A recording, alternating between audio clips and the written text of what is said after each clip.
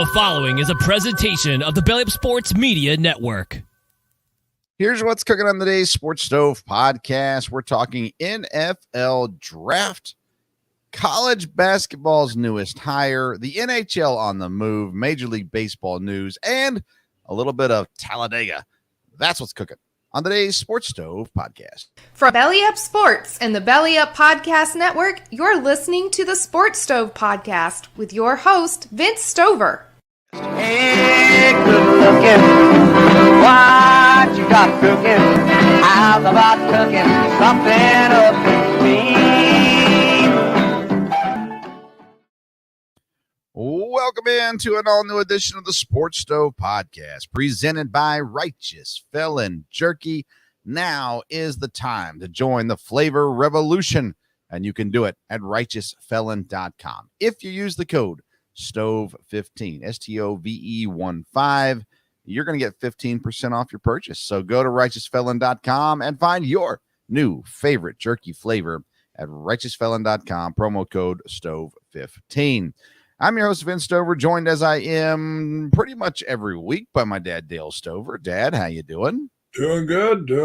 Like I said, definitely busy time of the year here and exciting. You know, the NFL draft is one of the more exciting things, but a lot going on with playoffs starting in the NHL and the NBA and just, you know, all kinds of stuff going on. Just had the Masters. We've got, NASCAR, just a lot going on, that's for sure.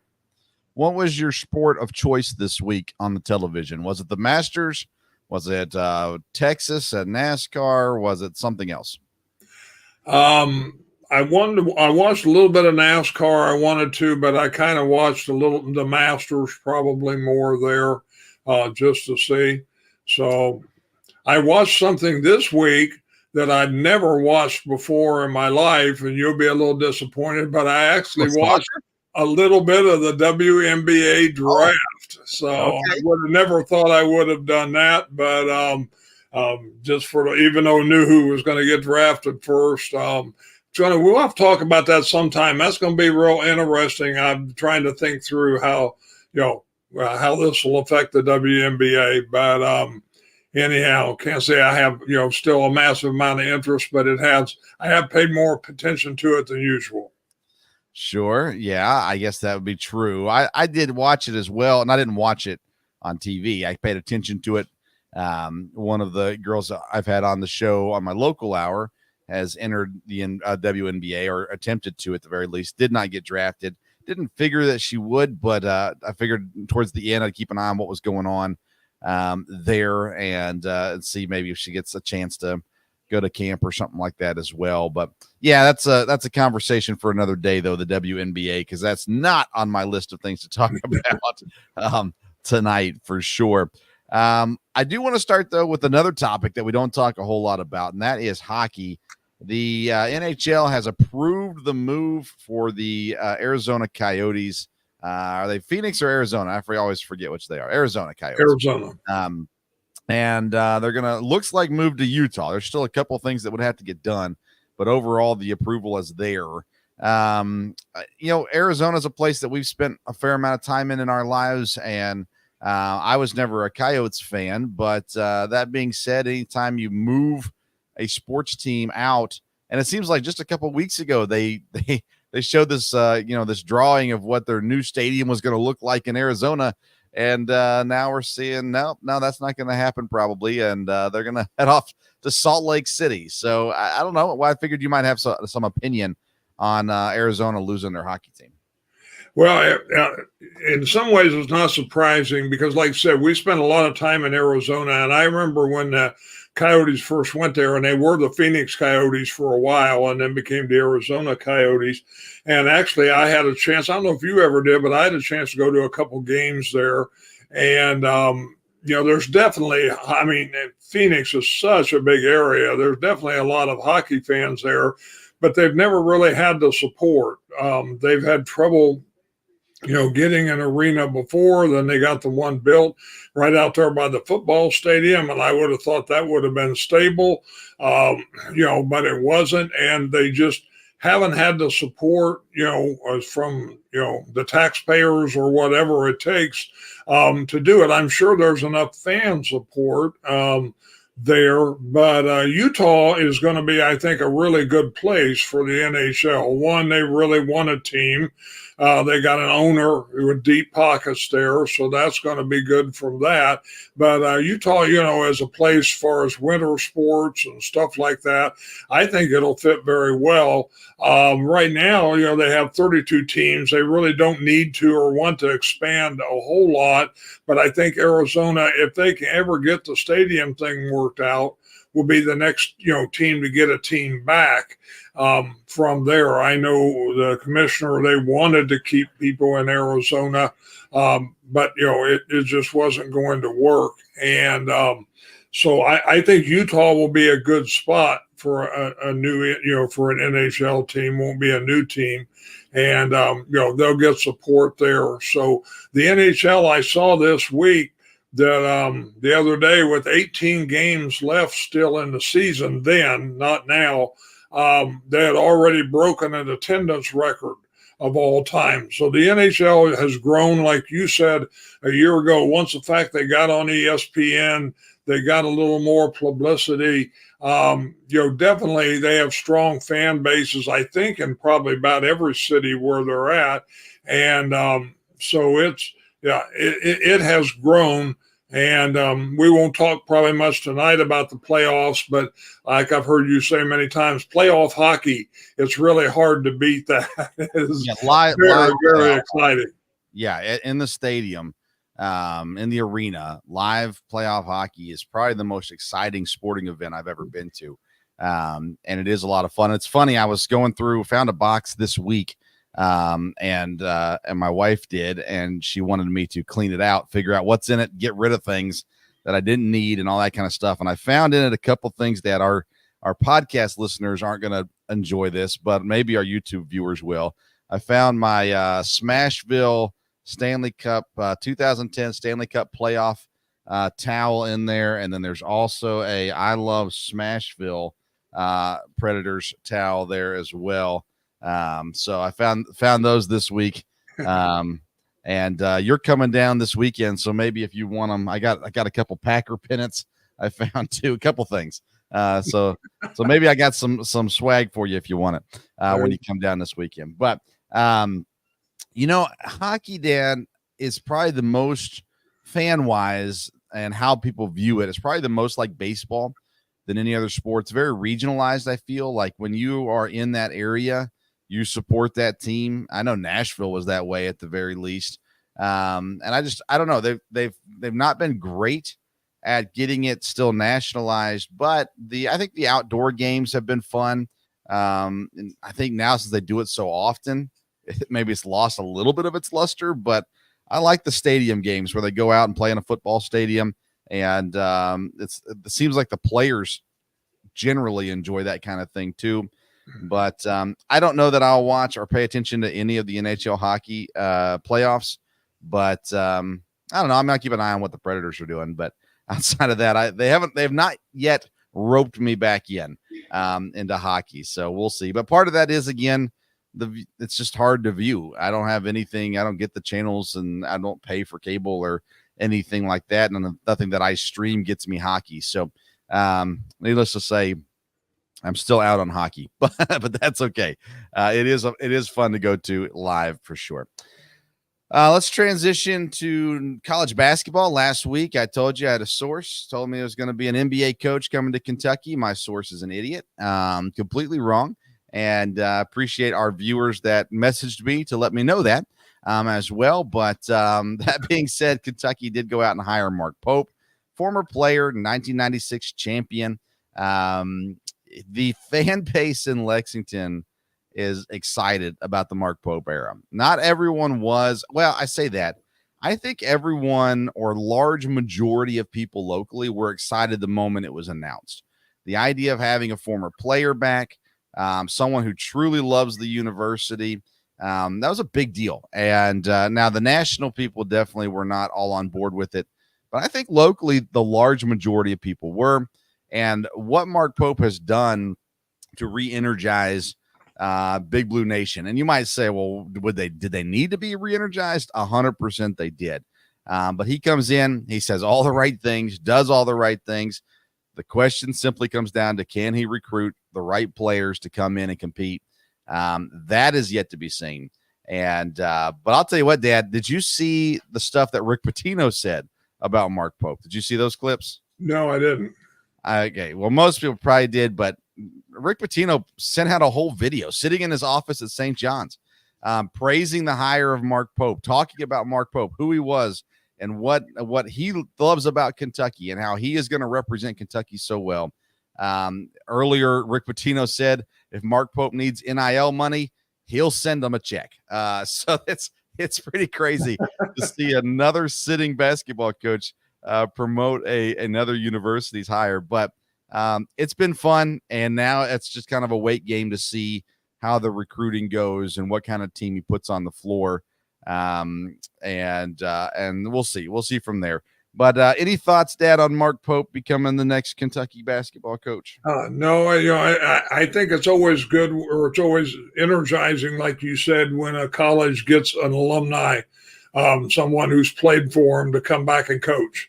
It isn't always successful, but I think it definitely, adds excitement for people there at the university.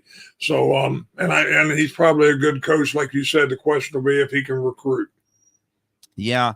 The next big thing that'll come out is a staff, and that'll be announced. It sounds like next week, maybe Monday or Tuesday. It sounds like they're going to try to wait till they get everybody in and announce who it is. So that'll be interesting to see as well. There's been some speculation that actually one of Coach Cal's assistants is going to stick around. He's brought already one guy from BYU as a coach, and then we'll see. We'll see what happens and who he has on his staff. He's going to need big time recruiters on his staff. That's there's no question when it comes to that as well. So far, all the recruits that he has landed look exactly the same. It looks like the 1996, some of the 1996 basketball teams. So we'll see how that goes. I don't know how to say that any more politically correct than that. Let's move on to the NFL, Dad. The NFL draft is a week away from tonight, correct? First round. I will be live on the Belly Up YouTube channel next week to talk about the Green Bay Packers pick as it happens. But this week we're here to talk about, because I've already predicted what the NFL draft is going to do. I did it in my NFL mock draft 2.0 earlier this week on bellyupsports.com. And so let's talk a little bit about that and kind of what we see changing next week. By the way, our show next week, me and Dad will both give our final mock drafts and tell you exactly what's going to shake down on Thursday night of the draft. But Dad, it starts off pretty simple. Caleb Williams 1 to Chicago and Jaden Daniels 2 to Washington. This is a consensus across the board of what's going to happen. Could there be a surprise? I suppose there could be, but it seems like everyone is pretty locked in and feels pretty confident. Chicago's going Caleb Williams. Washington's going Jaden Daniels at number 2. But then the question comes up to number 3. And right now I've got the Patriots staying put at 3, taking Drake May. But all reports say that New England is willing to move out if the right offer comes. That being said, I don't know. That's starting to tell me that maybe they don't love quarterback number 3. And if the right quarterback comes to them, they'll take him. Otherwise, they'll be happy to move out and let someone else jump up and take Drake May at number 3. What are your thoughts on New England? Should they move up? Should they stay there? Are you confident in what Drake May can do? I would think, that they would want to stay there. But again, New England, it may be, they feel like there'll be a choice of some other quarterbacks. And if they could get a deal where they, really benefited them as far as draft picks, maybe even players, then I can see where they would be willing to do that. But I think it's one thing to say they're willing to move out of there. I would expect them to make that pick there, and I would assume to take May. But we will see. Yeah. See where that goes. I think the quarterback thing will be interesting because I still think, and again, I'm in the process of working on my mock draft, but there are several teams that need quarterbacks, and I'm just not sure, who's going to move around and try to get that, or who's fine with, a couple of the next two quarterbacks that aren't in the top four. Yeah. So when you look at it, obviously the Patriots deal at number 3 comes down to how much do they like the next quarterback, whether it's Drake May, whether it's JJ McCarthy, whoever it may be, how much do they like that person? Because I really think there's a solid chance that there could be a quarterback sitting there at number 11 where Minnesota is currently sitting. I think there's a chance that one of those top 4 could be there. I don't know that for certain, and I think a lot of it depends on what happens at number 3. That being said, Dad, I think Arizona stays put at number 4, but I think at number 5, the Chargers are the most likely to trade out, and everyone says Minnesota's coming up to get JJ McCarthy. I still think Minnesota would prefer to go up and get Drake May, and I don't know that if Drake May's gone at 3 and Minnesota doesn't go up and get him, I don't know that Minnesota goes up to get a quarterback. They might as well just stay put at 11 and kind of see what happens and maybe take a shot at a second-round quarterback for next year. I mean, they got Sam Darnold. They've got an offensive system that should work for Sam Darnold. And he's not going to take him to the Super Bowl. But that being said, there's no reason to jump up just to get a quarterback if you don't believe in that quarterback. And I don't have I don't have sources on this or anything, but I think Minnesota wants Drake May, and if they can't get him, I think they're patient, and I don't think they go up. They use picks 11 and 23 to build, because that team has a lot of holes right now. So they use picks 11 and 23 to build a team, and then maybe next year go for the quarterback of choice or even a free agent quarterback down the road too. In my mock draft, though, I've got JJ McCarthy going 5 to Minnesota. Currently, obviously, there's Denver who could move up. There's the Giants who could decide they want to draft a quarterback. Those are probably the teams to watch right now when it comes to the quarterback for sure. Dad and Kevin, thanks for watching. Kevin asked the question, what's your take on McCarthy? I'm not sold on him. I'm just not. I don't think he is a Super Bowl winning quarterback. I think he could have a career and play and all that kind of stuff. But I put him right there with the Will Levis of last year, where he's got some potential, but he's not a top 10 draft pick. And I don't know, Dad. I would have a hard time pulling the trigger on JJ McCarthy. Yeah, I would agree with you on that. I think, again, with the right coach and in the right system, he may be able to be a starting NFL quarterback. That may be possible, but I don't know that he is one of the top ones here. But again, you see that, you see experts saying that you're going to have the first 4 picks are going to be quarterbacks, that he's going to go. But I agree with you. I think if they waited till 11, they could probably get a quarterback that would work for them. And maybe May is who they want there. Of course, if he's who they want, maybe they could go up to get New England's spot, from there. Again, they've got the most ammunition with two picks in the early picks in the first round. But I think Denver's an interesting one to play in this. And I've been hearing that the Giants may take a quarterback. They've paid a lot of money where they're at. I think they would be very wise to get a quarterback. I don't know that they have their quarterback situation solved, but they're in a spot where they're going to be able to get a very good player.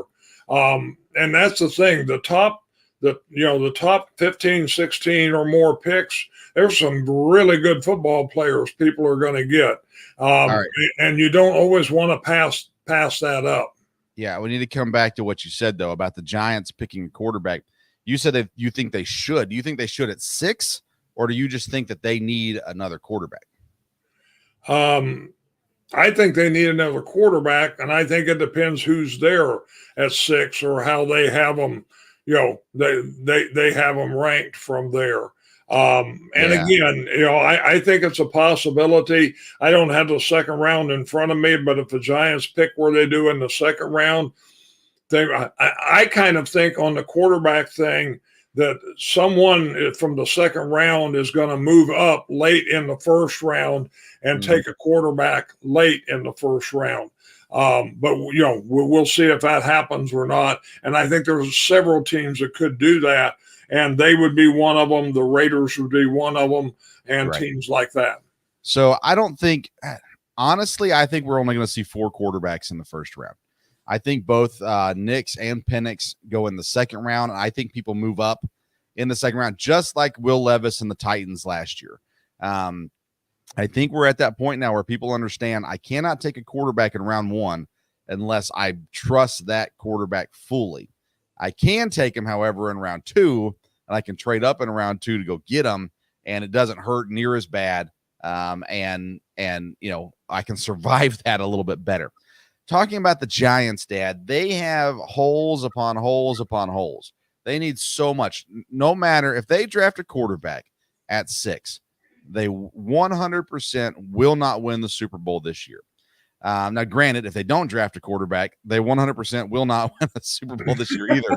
My point is, there's no reason to draft a quarterback at 6 when you're probably going to be bad again next year. So why not wait and see? Maybe you get pick number 1 next year. So go out and start building the other pieces of your team to prepare it for the next quarterback. At 6, I've got him taking Rome Odunze as the second wide receiver off the board, with Harrison going to Arizona at 4. Malik Neighbors is considered by most to be the better over Rome Odunze, but I don't know, Dad. There's something about Odunze that just is safer, and I think the Giants go there. They could go Neighbors as well from LSU. Wide receivers, though, Dan, I've got in this mock draft, I've got Neighbors actually falling down to number 12 at Denver, who desperately needs wide receivers as well. After that, I think the next wide receiver is down towards the bottom at 23. I've got the Chargers trading down from 5 to get 11 and 23. I've got them taking Brian Thomas Jr. from LSU. And then I've got some wide receivers late. Kansas City going Adonai Mitchell at 32, and I had Buffalo going Xavier Worthy at 28 as well. I think wide receivers is going to be one of the more fun thing in the first day of the draft to see kind of where things wind up, who has who, especially after the top 3, how people have those wide receivers graded out is going to be really intriguing because the rankings are pretty broad. Once you get past those 3, there's a lot of guys that go in a lot of different spots from people there. Dad, any thoughts on the wide receivers in round 1? Well, again, there's a lot of good wide receivers. Like I said, I think probably there's 3, that are at the top. But with as many as there are, it looks to me like wide receiver is a position where a team could definitely wait till the second round and say, hey, I'm going to get a good wide receiver there. So to me, that's a position that could fall a little bit out of the first round just because there's a lot of them. On the other hand, people need wide receivers. And again, everybody has them ranked differently, and there's some really fast ones. And, they may be somebody that would take, you jump up and say, I've seen some mock drafts where some of the guys after the top 3 go pretty high because, somebody really wants them. But it looks to me like you can definitely in the second round and maybe even later than that get a really good wide receiver from there. So I think they could drop for that reason. I was listening to Daniel Jeremiah and Bucky Brooks on the Move the Sticks podcast, and they went through the second round picks at wide receiver recently, and it's not been good. Now we're Packer fans and we're used to second round receivers turning out for Green Bay, but statistically, second round receivers have not been good. And I don't know that anybody will pay attention to that come draft night, but it seems like your safety is your top 3 receivers, and then your hit or miss late first round and second round wide receivers after that. I do want to talk about New York Giants, Dad. or Jets, excuse me. I've got them going offensive line. I've said it time and time again. Aaron Rodgers, everyone says you need to get him weapons. You need to get him weapons. You need to get him weapons. No, you have to protect him. You have to keep him standing upright so he doesn't have to run and tear his Achilles. You've got to take care of him. I've got him going Fuaga from Oregon State, who seems to be moving up. But again, these offensive linemen, pretty much after Joe Alt, Notre Dame, the offensive line rankings it's all the same guys, but it's all in different orders. Everybody has things that they like and don't like. But Dad, do you think the Jets need to go and get a playmaker, a Brock Bowers, whose name comes around all the time with the Jets? I've got him going 11 in this draft. Or one of these receivers, if one of the top 3 fall, or do you think that they need to go offensive line and protect Rodgers? Well, I think with the strength of this draft, I think offensive line makes sense because they're going to be able to get somebody that they can plug in and should be able to start and play right away. And you're right. I mean, not just Aaron Rodgers, every quarterback needs protection, to be able to run the system. Right. And there's a lot of good, offensive linemen there. Does he need weapons? Yes. Does he think he needs weapons? Probably not. You're right about that. But they'll be able to get some help for him down the line. I don't think there's a problem with that. It looks to me like with the strength of offensive line, that would make sense. And you're right.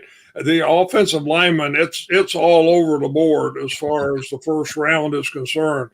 And there's potential for a lot of them to go in the first round. But they really jump all over the place. I mean, like you said, after Alt, sometimes it's the Penn State guy right away. Then it's the Oregon State guy, and then the guy from Washington. I saw today, I heard a mock draft where the Latham from Alabama went down 26, I believe it was, or whatever, or 24 to Dallas. And I've seen that a couple of times where he has fallen down. And, again, you've got a couple interior offensive linemen. Some of them are high in the draft. Some of them aren't even in the first round. Right. So that's really going to be interesting to see where it goes. And I don't think it'll be a run on the offensive line. Sometimes it's, somebody picks and then the next 4 are going to be boom, boom, boom. I think there's people who want offensive linemen, but I don't know that it's going to be a run because I think everybody's got different ones that they like. I think between 10 and 22, you're going to see a bunch of offensive linemen go off the board. I've got, of course, at 10, I already told you, I've got Fuaga from Oregon State to the Jets. I've got Fashanu from Penn State to the Saints, Latham to the Raiders, Graham Barton to Philadelphia, and Fontenot from Washington to Miami. So I feel like there's going to be a lot in that general range. But again, that's a trading range. It's where people can move up and go get a receiver they want. That's where people can go up and get a defensive guy they want, because the same thing with edge rushers, there's kind of a good variety of rankings as far as where people have them sitting. I still stick at number 8 with Atlanta to Jared Verse from Florida State, going before Dallas Turner from Alabama. I just think Verse has got that that pop, that flair that maybe Dallas Turner does not have. I've got Atlanta taking him at 8. I've got the Bears taking Dallas Turner at 9. And then after that, it gets fun when you talk about the edge rushers. Right now, I've got Latu going to the Rams, the UCLA edge rusher. And then I've also got Chop Robinson going to Dallas at 24. And I guess that's the last edge rusher, technically. Darius Robinson, a DN from Missouri. I've got him going at 29 to the Lions also. But I think defense as a whole is going to be an interesting draft in the first round, Dad, because cornerbacks, we know there's going to be some taken. The question is which ones. Edge rushers, what order are they going to go in? A couple D linemen, Jerzon Newton from Illinois, and then Byron, his name just slipped me, Murphy. Byron Murphy from Texas, I got him going at 16 to Seattle. So I think all the defensive picks are going to be really intriguing here in round one, and probably get some names that we didn't expect, especially later in round one. Yeah, no, I think that's true. And like I said, different mock drafts, you see those edge rushers all over the place. I've seen Latu up pretty high.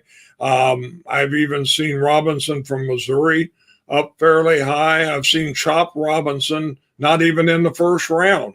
Right. So, it kind of moves around there. But like I said, I think Verse and Turner are both going to go fairly quick, because again, unless you're stacked at edge rusher, you that's a position you've got to have. And so the teams, there's going to be teams that are going to move on those pretty quick. And of course, we haven't talked about defensive backs yet, and there's quite a few good ones there also. So, everybody can't be drafted in the first round. So it's going to be interesting. And the second round could have a lot of movement, because there could be, the first 8 or 10 players could be, guys that a lot of people thought were in the first round. Sure. Green Bay, I've got him taking Nate Wiggins, Clemson cornerback. I've had cornerback both times I've done my mocks so far. I just feel like that's the biggest area of need, and I feel like there's a lot of guys there. And just like Eric Stokes a couple years ago, there's who knows how they have him ranked. I just feel like this is a prime spot. If they don't move, I think at 25 is a prime spot for them to take a cornerback to help strengthen that back end for their defense. Everybody tunes in to hear our Packer talk, Dad. What do you think the Packers are going to take at 25? I think the question is, are they going to stay at 25? And, that's going to depend if they've got somebody they've really targeted up higher. If they stay at 25, I think a defensive back would be good. I think the kid from Iowa would be good. In some mock drafts, he goes much higher. Yeah. I've seen other mock drafts where, he was down, 23 and on down near the bottom. The thing about him in Green Bay is he can play safety. He can play in different positions, and that's probably something that would really work for them. And it seems with the new defensive coordinator, with him being a ball hawk, that really fits in a lot of ways. But I saw your thing on Wiggins, and I looked him up. He's extremely fast, and they love fast corners. Everybody does. So, I've seen Kool-Aid McKinstry thrown out, in the Green Bay area there quite a bit also. It looks like this kid from Toledo is really, really good. So I don't think he'll be there at that pick. I've seen some people really moving up to get him. And, like I said, there are some really good players, and it all depends on how teams have them evaluated. But I think when we get done Thursday night with the first round, it's going to be, and we look at the list of who's left, there's going to be some real wows on there. And, then we'll see how the second round starts out. Yeah, definitely. You get down to the bottom of the draft, and Buffalo's in desperate need of a wide receiver. Yep. Do they try to move up for one? Do they wait? Do they take, a couple throughout the draft and maybe go somewhere else in round one? All possibilities. Baltimore and San Francisco. I've got Baltimore taking Max Melton, cornerback from Rutgers. There's a few cornerbacks out there, Dan, that are going to be, some people are going to have them ranked as a first round, and some will have them ranked as a second round. And I think the cornerback, especially in these last, 10 picks of the first round, it could be a number of different guys. And it just depends on how the team has them graded out versus how everyone else has him graded out. I like Max Melton. It seems like he's done really well with his interviews and things like that. Obviously, his brother plays for the Packers, so that would be a cool story if he ends up in Green Bay. That being said, Tyler Guyton, I've got going to the 49ers at 31, the O-lineman out of Oklahoma. And again, I think I have 8 O-linemen going in the first round. But Guyton's one of those guys who's had a good career in college and maybe dropped a little bit sometimes and then up a little bit and kind of down and all these kind of different places. I just think he's a really good fit there in San Francisco as well. Those are probably my 2 favorite picks out of this mock draft 2.0. having Melton at 30 and Guyton at 31. Will they stay there for 3.0? I have no idea. I'll work on that next week and have that ready, obviously, when we come back next week on there. Any other thoughts on the draft? And again, we're going to spend most of our show next week on the draft, but any thoughts on the draft? Anything else? No, like I said, as I've started to look at it, I was surprised at how many good players they are. Really, when you look at the mock drafts, the first 20, 21 picks, a lot of the same players. They're in a different order or whatever. But when you drop down to the last picks, especially the last 5 or 6 picks, there are a lot of players and a lot of names that come up then. So, I think the trades will be very interesting. Like I said, to me, it would make sense for Buffalo, to go up and get somebody if they can make the right deal with somebody because of their need, and you may have some like that. So the trading around will be very interesting. Like I said, I think when we get to the bottom of the first round, you could see some people, second round, people trading up to get that second pick in the first round near the end. And you and I have talked just a little bit. Be interesting to see if there's much trading of players. Probably won't be. There's not usually around the draft, but that could be an interesting. It only takes 1 or 2 of those to really change things. So we'll see. Yeah, and it's been a couple years, but back when Philadelphia got A.J. Brown, that was a huge draft day deal. Those kinds of trades are interesting, and you might have that with receivers, Dad. Especially you look at Buffalo. They need a number 1 receiver. You never know. There might be someone looking to get off of a disgruntled guy or make a change or whatever it may be. I think that's intriguing for sure.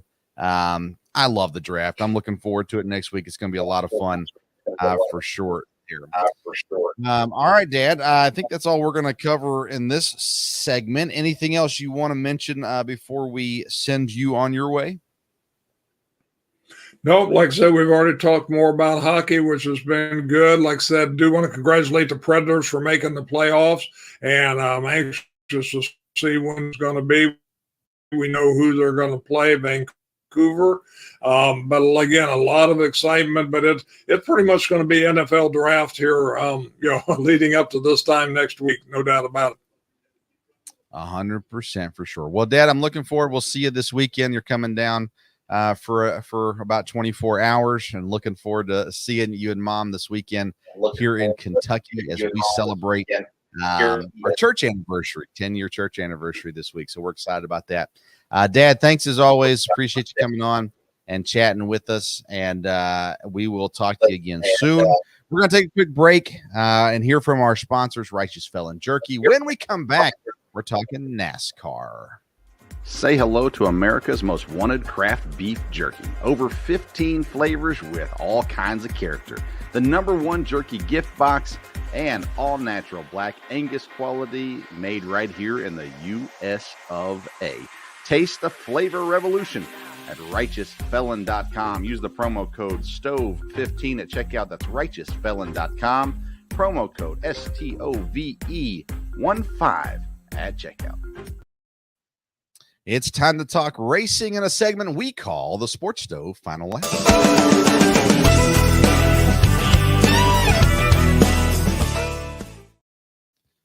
Joining us once again to talk some NASCAR racing is the host of the Stage Break podcast, the one and only Josh King. Hey, Josh, how you doing, man? I'm doing all right. How you doing? I am doing phenomenal. It's been a hot week here in Kentucky. I don't know what it's like down there where you are, but it's starting to feel like sports weather all the way around, I think. Yeah, it's pretty warm down here. I was talking to my dad earlier today. He's up in Pennsylvania and enjoying the weather, maybe a little bit hotter than he likes. And down here in Florida, it hit 90 degrees in the car on the way home from work today. So it's getting pretty hot down here, and it's not even summer yet. So, well, things are heating up in the NASCAR season as well. Hey, how about that for a seamless transition? Chase Elliott gets a win after a little bit of a drought, and it seems like everything is right in the NASCAR world again for some reason after that victory. I want to talk a little bit. We're going to get into Chase Elliott a little bit here in a second. But me and Dad were talking earlier in the show about NHL, and it just reminded me with NASCAR. I hate that they've gone to FS1 for these last couple races, mainly because I don't have FS1. That And I is a feel like, bummer. yeah, I Yeah. feel like the popularity of a sport is so dependent on being available to as many viewers as possible. And I know there's been a lot going on with March Madness, and now we got other playoffs getting going and things like that too. But what are your thoughts on the general either success or failure of NASCAR to just be available to people to see it? That was something that was a bigger problem for me in the past. Probably 3 years ago on was more of an issue for me where I really just had over the air channels. And so if it wasn't on Fox or NBC, I didn't get to watch the live broadcast traditionally. So now it's, with the streaming services, it's a lot more accessible, and I haven't really had to face it a lot as of late. I've actually been, I think, a little bit impressed. I actually had this thought that they've been on Fox more than it feels like they have in the past, Yeah. as opposed to FS1. So I think they've probably done a little bit of a better job. I don't know if they've really done a better job, but to me, it feels like they have, of having more races on major networks and not something that you either have to have cable or a streaming service to access. But there obviously is a lot of talk of NASCAR going to the CW. I think the Xfinity Right. series is going to the CW at some point.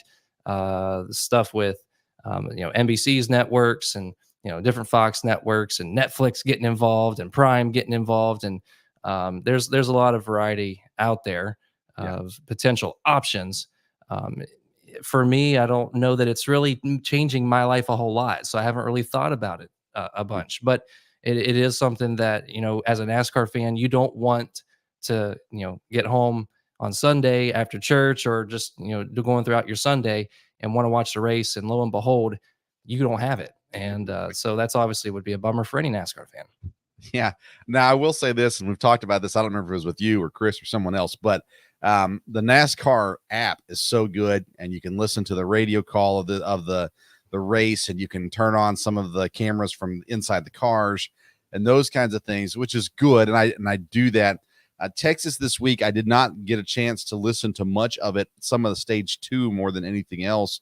And I did that on purpose because I had a guy sitting in my fantasy garage, and I had to figure out if I wanted to put him in or not. Right. I figured out, all right, what's going on with this guy? So Yeah. I turn on a camera, turn on the radio, figure out what's going on with them. But it seems like overall Texas had a pretty positive review, and especially coming off of a subpar, two kind of, but especially a subpar race the previous week. Were you happy with Texas, and general thoughts on how the race went in your mind? Yeah, I'm happy with it. I believe I look at it from two vantage points. From a race fan, one who's watching the race from home, I thought it was a good race. You had action, but that action was really centered around cars completely losing it out of turn two, and just spinning, either losing grip, turn two or turn four. One of those two places, cars wrecking, and so it wasn't a whole lot of action in relation to passing. There was more action from incidents happening on the racetrack. So, as a race fan and someone who enjoys a lot of action on the track, I mean, we certainly got it. I think it was a record number of cautions this last weekend at Texas. There, a lot of options for drivers to play different strategies because of the caution flags that we got. So it was definitely an entertaining race. From the other perspective, that I think I would lean more this way. I would rather see a race go green, but have action on the track, have a lot of battles, have a lot of passing, and not to the extent of what we saw at Bristol, but something along those lines, Yeah. where the tires, you have to really handle them well as a driver and make sure you don't abuse them or wear them out too quickly. So you have to really pick and choose when you take advantage of the grip that you have. And what that would do is it allow drivers to, make passes pretty much whenever they want to, but it's a risk versus reward. Take a little now, but I'm going to lose a little later, and just have something like that. Yeah. We really didn't have a whole lot of that at Texas. So it's I don't know. I think in the end I would lean towards it being a good race. But looking at it both sides, it was a great race because of cautions, because of green white checkers, multiple green white checkers. I mean, a 2-lap shootout to get to the official end of regulation laps, and then 2 green white checkers out on top of that. So we got a lot of excitement, a lot of drama. It just kind of depends on how do you define a good race? Is that something that is, laden with cautions, or is it there really wasn't that much carnage on the track, but there was a lot of good action that we got to see. So it kind of just depends on which way you lean on that. Do you think that coming off of Richmond and Martinsville, which weren't that exciting, maybe made it feel a little better than it was? Or do you think it would just stood on its own as it was what it was? I could see that, it just, a couple of weeks of lackluster, struggling to find some storylines to talk about, and especially Martinsville. Yeah. That one was just a long race. If you just wanted to sit and watch it, I think on my show when I talked about it, I said you can watch the last 5 minutes of the race and pretty much catch all the action that happened, with the exception of a few things. I mean, that was really it. Like that green white checker at the end, that was the bulk of the excitement. So, and that was a 500 or 400 lap race. So, that's crazy that it comes down to 2 out of 400. The percentages of a good race aren't that great there. So that's where listening to the race is better than watching the race, because you're just at the will of the broadcast, and they do a pretty good job of making it sound like there's stuff happening. Yeah, and that was actually something I was going to say in regards to if you don't have FS1 or NBC Sports or whatever, the NASCAR site, if you pull it up on a laptop, you can really actually combine that with the live broadcast, radio broadcast. And I actually enjoy the radio broadcast calling better than what you get on TV. It's just on TV, you get more information because you have the cameras and the pit reporters and everything kind of coming together. But I like the way that the broadcasters on the radio actually call the race a lot better. So you can combine that with the live video feeds and actually make it turn into a pretty enjoyable race to watch if you got the time to do it. But yeah, even still, they know how to do their job pretty well and paint a picture in your mind. Yeah, I grew up. I'm much older than you, and I grew up. Radio was a big part, man. Minor league baseball and things like that. I love listening to radio broadcasts, whether it's baseball, whether it's hockey, whether it's racing. To me, it's fun, and you got to give credit to those broadcasters who do a great job. And like I said, I was sitting there listening to the Martinsville race. And you would have had to have called and told me, hey, this isn't fun, and I'm listening to everything after, over the week after, and everybody's like, it was horrible, I can't believe it. And I'm like, man, it didn't sound that boring. Right. But so shout out to, I think it was MRN that did that one. But shout out to the radio broadcast each week from NASCAR for sure. Chase Elliott gets the win. And it's been a while, but he's been decent this year. And finally gets back to the winner's circle. What does this mean for him? Obviously for Hendrick, just keep on winning. But what does it mean specifically for Chase Elliott? Yeah, I think he's got to keep it up. I've been saying this on my show for a little while, that I feel like he's been building momentum. And that initially showed in his qualifying efforts. He was qualifying better, but wasn't necessarily getting the race results from that you maybe would anticipate. But all that to say, just looking at like last year, transitioning to this year, it just seemed like that organization, that team is just a tick better each week. So they've obviously gotten to the point now they've won. And it's something that I think, I don't think it was necessarily a one-off win for them. Just because of the momentum that I think they've been building, I think they have the potential to continue it. and get some solid results each and every week. And I think that's probably what they need to do. Just winning once, I don't think is enough to solidify your spot in the playoffs and necessarily contend for a strong run.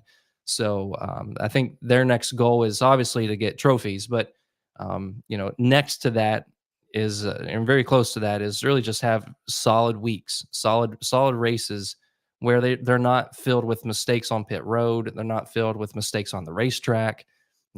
They're putting themselves into positions where they're kind of controlling their own destiny a little bit. They're not putting themselves in compromised situations as much and come away with a good finish. Going to be really hard to do that this weekend, but just for the races ahead, just kind of manage your season. So I think they've got everything lined up to be able to do that. And it's been the question of Hendrick for quite some time is why is the 5 and the 24 doing well and not the 9 and the 48? So they've got the resources to do it, and I think maybe just things are starting to click now. So if they can keep running with that, I think they'll have a solid season. A few weeks ago, you asked the question, "What's wrong with the Fords?" Yeah. Do we know yet? I mean, it seems like there's weeks where Blaney and there's weeks where Logano and even Keselowski has run better here as of late too, but Right. they're still not in the winner's circle either. So They're not. What are we figuring out with Ford? I'm not convinced that there's a huge issue yet. It is very difficult to win a race, obviously. And you just look at the probability of 38 cars, one winner. You have a 1 in 38 shot if everything is equal, And so just because Ford hasn't won yet doesn't mean that they are way behind. Right. Especially you look at qualifying times and the time between the pole winner and like 20th place when it's 0.3 of a second, not 3 seconds or a second and a half.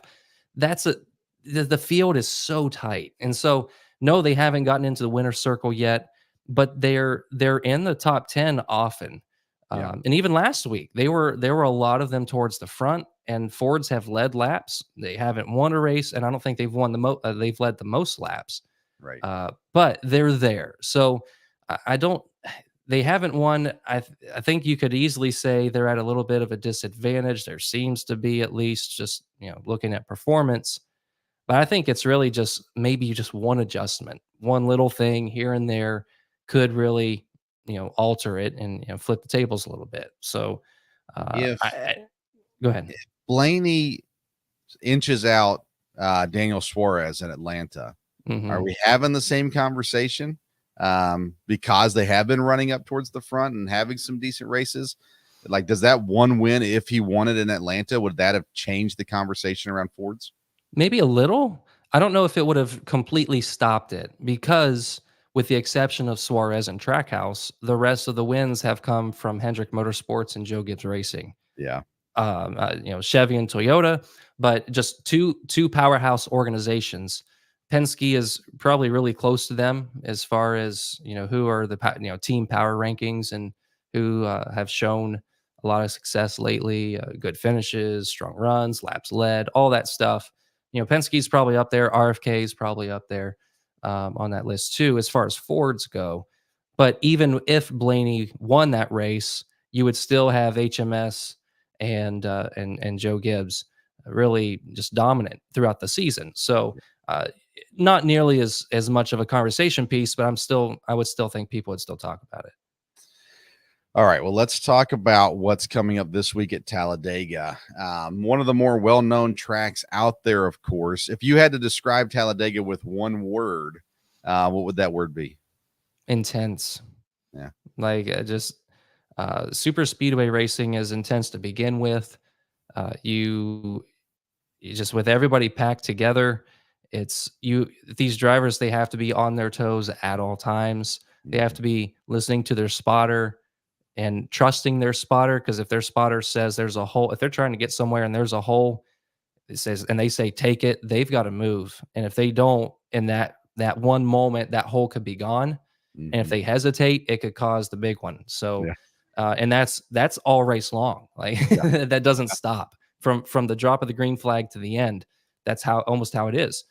Maybe the one break would be during green flag pit stops when everything cycles out and you have different teams doing different pit strategies or different organizations pitting together, like Chevys together or Fords together, where it's going to shift things around a little bit and they're going to go single file. But outside of that, I expect probably most of the time they're going to be at least 2 wide, maybe 3 wide. It just seems like the track position is so valuable anymore that they were hesitant to go just to follow the leader and go at a single line like maybe we've seen in years past.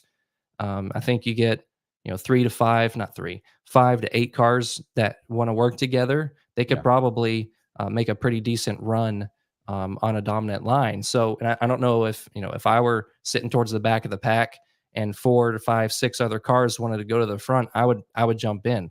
It's like let's get some track position. So I think that idea, that concept forces the drivers to be pushing as much as they can, especially because of the stage breaks and the points that are available. So you can't wait to 5 to go to get your track position back. You have to get it and then maintain it and kind of defend it. So because of that, it makes it for a very intense, exciting race, start to finish. Now it is going to be on Fox, and then we'll have 5 straight FS1 races after that. But I look at NASCAR mainly from a fantasy perspective these days, and this race is as terrifying as any to pick racers because you can have the best racers in your lineup and they all get wrecked out. And I mean, you'd like, well, I should have seen that coming. So I'm curious your thoughts on, I guess who you would say is kind of top of the line right now for this week that we should be looking at. And maybe if you've got a dark horse or 2 guys that are maybe not your main go-to guys every week, but guys that would be worth paying attention to this week. Yeah, I think I'm not going to go as far as saying Ford is going to win. I'm not going to necessarily predict that. I just think Ford has a good shot of doing it here. A lot of drivers have a great shot of pulling out a victory at a super speedway just because of the nature of the style of race that it is. And if you can survive the carnage, it actually gives you a pretty good shot at having a strong car to get towards the front. So just looking at some of the stats and even some of the things I've been thinking through this week, Ryan Blaney won here last fall. He's on my list. I don't think because of how my picks have gone so far, I've been using him a little bit more than I want. So I've actually got Joey Logano on my fantasy lineup right now, kind of in his place, just because they're both Penske. Joey obviously did not have a great Daytona race, and I don't think that's necessarily an indicator of how they're going to do at every super speedway race. So I think Penske and Ford in general have the potential to do well. I've actually got a little bit Ford dominant on my fantasy lineup this week. Obviously, Joey Logano mentioned him. Michael McDowell is a good super speedway racer, and with Front Row and their alliance with Penske could potentially bring some speed this weekend. And then I've got Noah Gragson on there too. He might even be that dark horse, person that you're talking about. I think he can do well. He's shown that he can drive well in these cars. When he was at Legacy, I was really curious, like what's going on. Is as bad as his season was going, I thought, is this a organization issue or a driver issue or both? Like it just, as bad as it just wasn't adding up. And now that he's at Stewart Haas, his numbers are a lot better. And he's made some really strong runs already. I think he had was it a top 10 at Daytona? Maybe he had a solid run at Daytona. So I think if they can just keep their car clean, they'll probably have a pretty decent race, which is the challenge for all the drivers. Another dark horse. This one's for fun because he's a good driver. He's in a part-time schedule with this organization, and he's good at super speedways, but maybe just a little bit he's not doing it every week. So maybe at a little bit of a disadvantage there, but I've got Anthony Alfredo on my list. Wow. He's just because if I put him at Charlotte or any other oval or Dover next week, if he were racing those races, I don't think he's necessarily going to get a lot of points for my fantasy team. But I think he's got a shot here at Talladega. So they had I think a pretty decent car at Daytona. I was actually at the Daytona 500 listening to their scanner radio, and they felt like they had a good car, and he was making some good moves. I forget where he finished. I think he may have got involved in an incident or something like that. But either way, I think that there's any other time I wouldn't pick him. So it's kind of like, well, here's an opportunity to save a tried and true driver and maybe still come out with some points. So I've got him on there. And then Chris Buescher's on my garage driver. Just he's done well at super speedways in the past. RFK has done super well working together. Brad Keselowski and Chris Buescher to push each other and getting some 1-2 finishes. And so I think there's potential that he could do well. So I've kind of got him on the sidelines ready to plug in wherever I need him to. So, and this is not on my fantasy pick, but one that I think is going to be really interesting to watch is Shane Van Gisbergen is going to be in the field in the 16 car. So again, at a traditional oval, he's at a little bit of a disadvantage, hasn't run a lot of races like that, but super speedway racing allows for some inexperience to still do well. And he's already had some super speedway races under his belt already. So I think there's the potential that he could make some noise this weekend. I don't know that he'll win. I don't know that the guys will let him win, but I think he can make some noise nonetheless. I like it. So I've been saving a couple of guys, Alex Bowman and Brad Keselowski, guys that haven't really been running up to what their potential is or what their expectation is. So I've got both of them in the lineup this week. I do have Eric Jones. He's a driver I have not used yet this year, so I've got him in the lineup as well. And then I got two of these three, and again, I've been kind of sparing some of these guys. So I've got Reddick, Bell, and Byron, all that I've used twice already.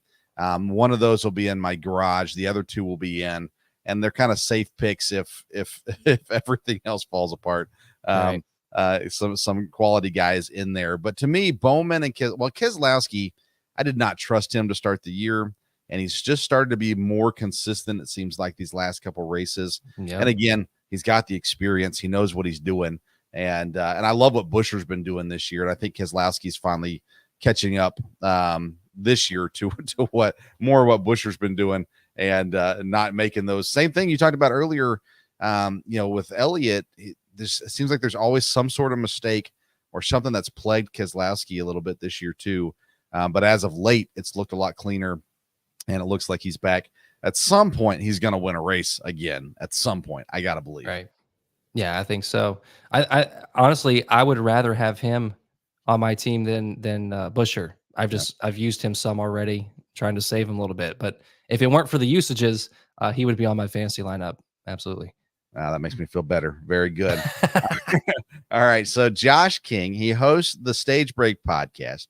You can find it anywhere you get your podcasts. What are you talking about? You got an episode dropping tomorrow, correct? I do. Yeah, we'll talk a little bit about some of the penalties that have come out this week. There's actually a decent number of penalties that have been handed out, and it's not necessarily an opinion on them, but maybe just the potential of it changing how some teams operate this weekend. And then I've got something we're going to talk about. If you're looking for a NASCAR driver to be your favorite driver, you're kind of in the market to try to find somebody, listen to this episode before you nail someone down. It might give you a little bit different perspective to think about before you go and lock yourself in. So we're going to talk about that.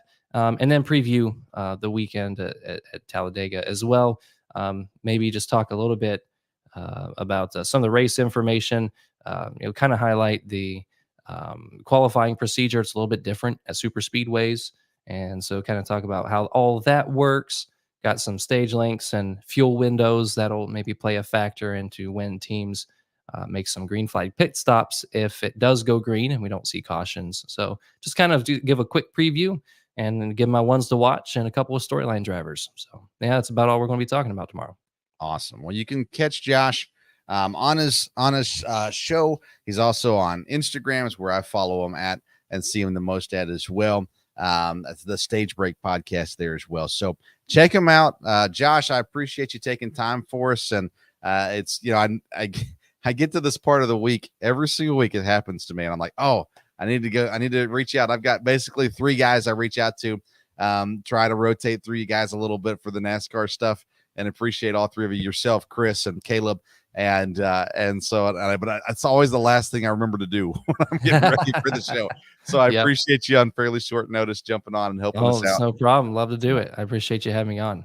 You're welcome, man. Hey, enjoy Talladega, and we'll catch you sometime down the road, okay? Sounds good. You too. All right, Josh King from the Stage Break Podcast there for you as well. Our Sports Stove Final Lap is presented by Righteous Felon Jerky. Again, now is the time to join the flavor revolution, and you can do it at righteousfelon.com. If you use the promo code STOVE15, you're going to get 15% off your purchase each and every time. I highly suggest the bootleg and barbecue. It is my favorite flavor they have, but there's a lot of good flavors. So check it out. Find your new favorite flavor, righteousfelon.com. And the code again is STOVE15. Follow us on social media, Twitter and Instagram. We're at Sports Stove. We will be back live Sunday night, 8 p.m.